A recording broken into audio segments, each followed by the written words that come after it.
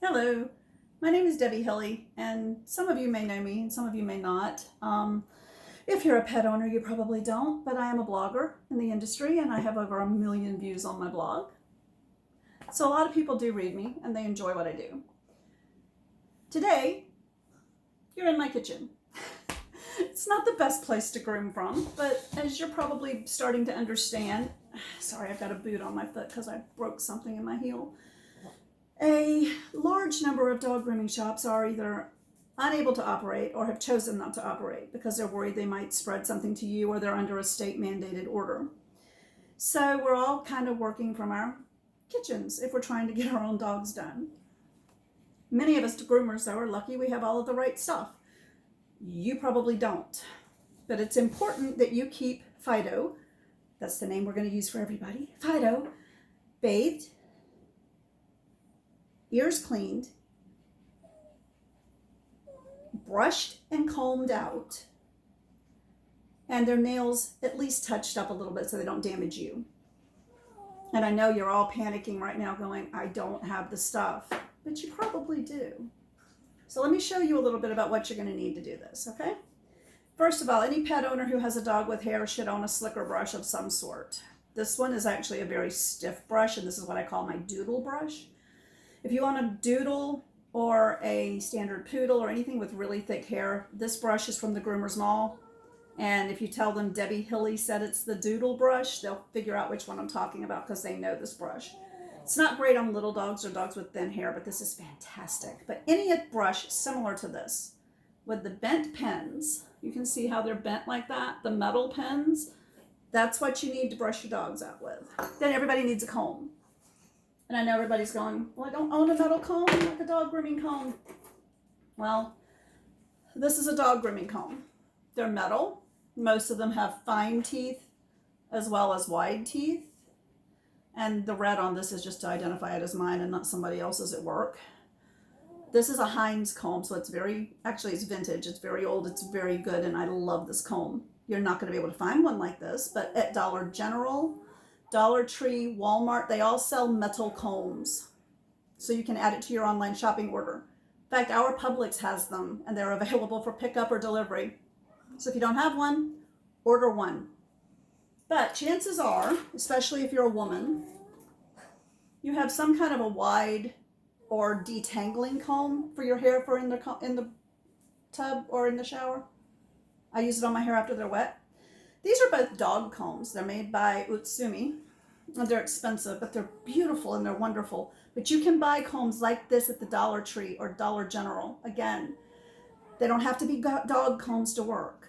These things are amazing. And then you use the wide parts here for detangling or dematting or working on wet hair.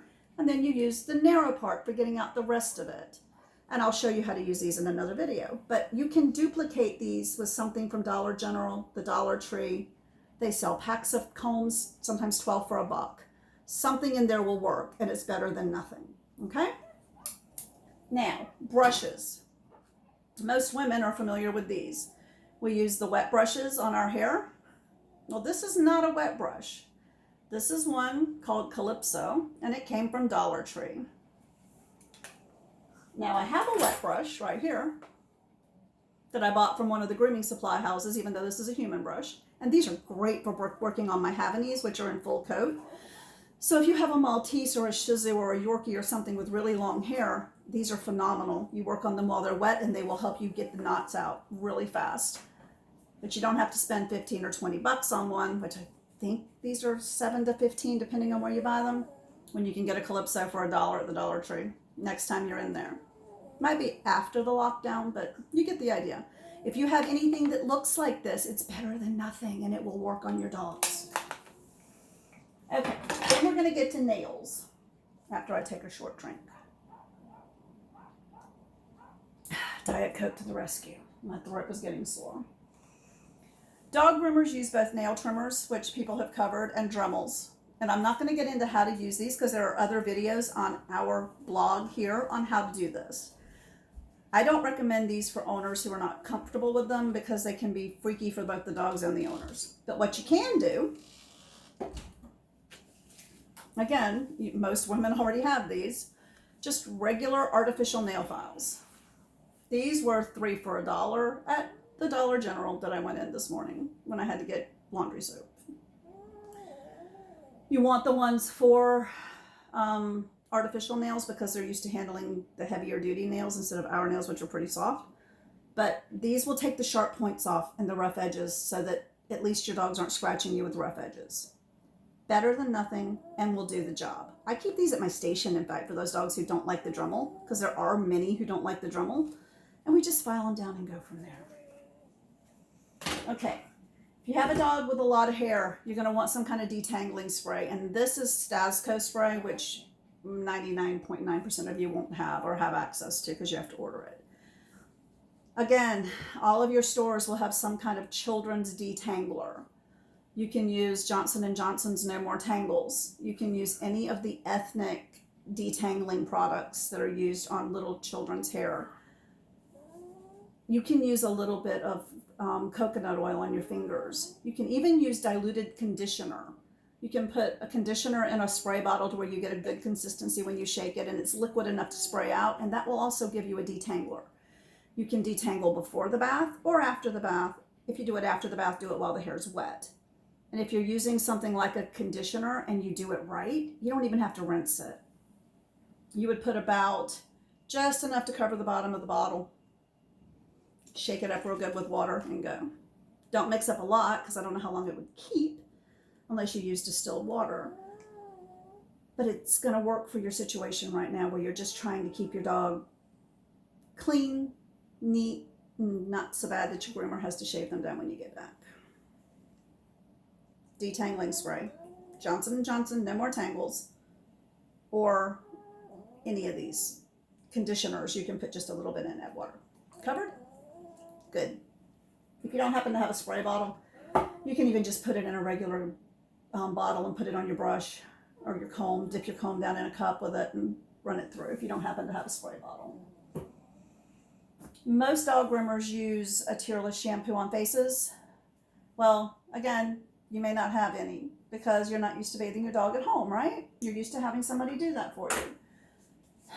Dollar General, any of the baby washes or baby shampoos will work in a pinch.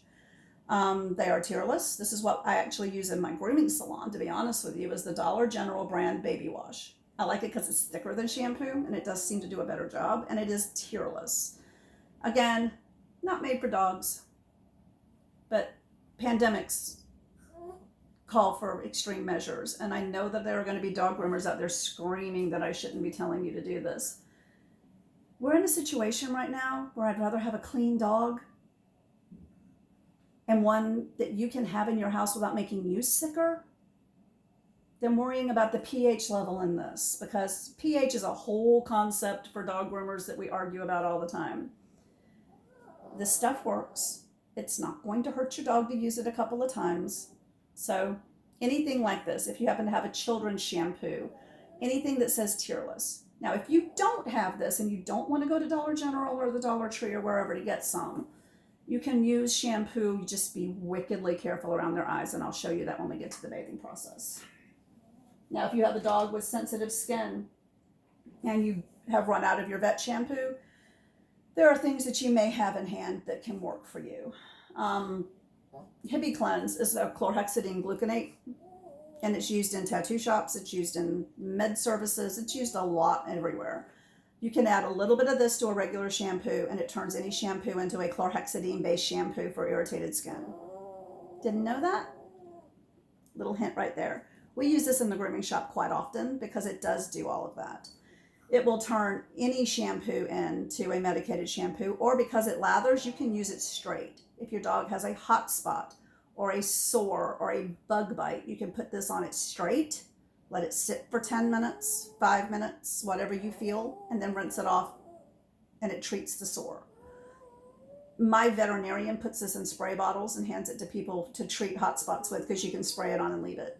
This is great stuff, and it's actually good for you as well because it's a sanitizer. It will keep your hands clean.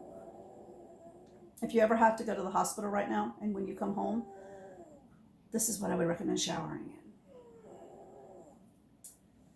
in. Okay, now we're going to get to another controversial effort here. If Again, you have an itchy dog and you don't have a medicated shampoo. For years, veterinarians, excuse me, have been suggesting Head and Shoulders because it has zinc in it. And this does have Parithion zinc in it, which is an anti-itch and anti-dandruff shampoo. It helps get the flakes off and stops the itching. And like I said, vets have been suggesting it for years. Selsun Blue as well, because of what's in it. Neutrogena also has some, he has a T-Sal, which is a salicylic acid, and they make a tar and sulfur shampoo as well. So if you happen to have any of these dandruff shampoos, Nizoral is great for yeast. They are the same active ingredient that is in medicated shampoos for dogs. And during pandemic situations and situations where you just don't have an option, they are wonderful. Okay. Dog groomers use ear powder in their ears to help dry the ear out and to help with plucking ears.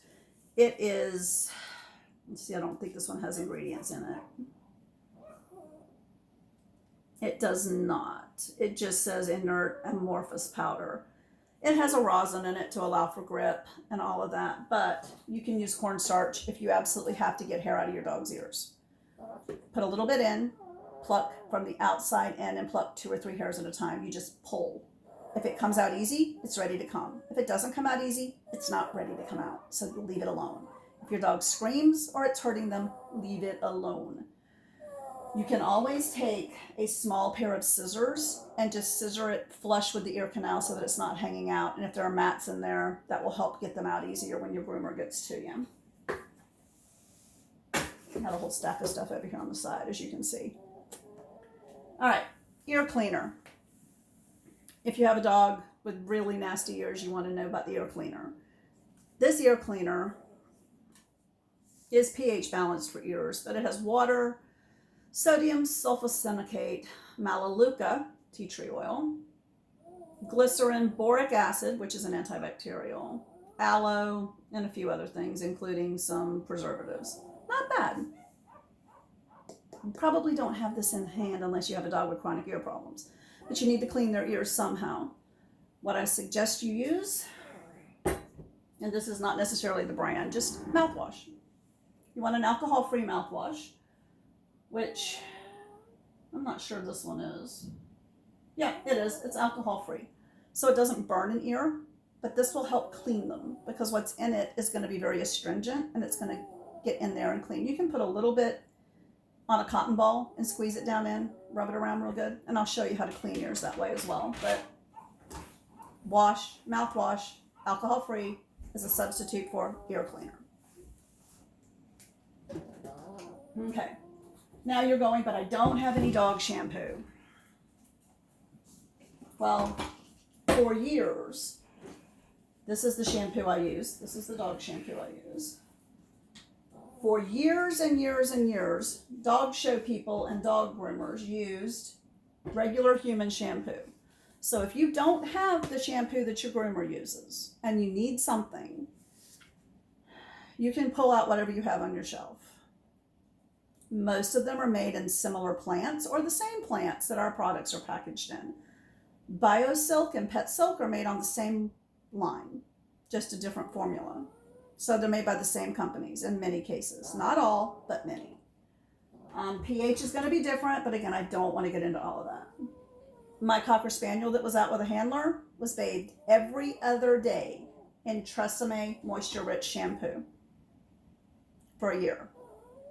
Didn't hurt him.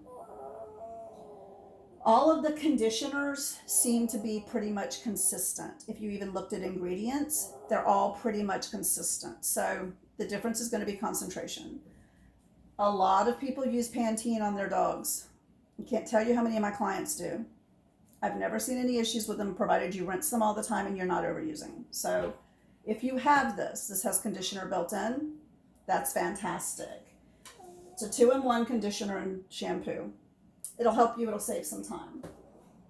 This is a soothing keratin shampoo. I would probably use it on like my Havanese if I didn't have the other, because it's going to put keratin oil in, which will help smooth the coat and make it better. And this is a moisture-rich Tresemme. When you look at the ingredients that are in the shampoos, And provided you can find ingredients on a dog shampoo, it gets tricky. Water, sodium lauryl sulfate, colchicamidyl betaine, same thing. Cocamodium hydroxyphil, nah, this is a little different, but it's not much. Glycol distearate, that's in here as well. And then you get into your conditioners. Other than that, the base shampoo, the shampoo base, is the first couple of ingredients, and they are the same down to the fourth one. Similar products. So I don't see why you wouldn't be able to use this one if you don't happen to have this one. Just saying, this is a pandemic after all. Things are different. So we now have our substitutions and what you can do and what I would suggest you do. Now it's time to talk about equipment and setting up a station. So I'll see you in a minute.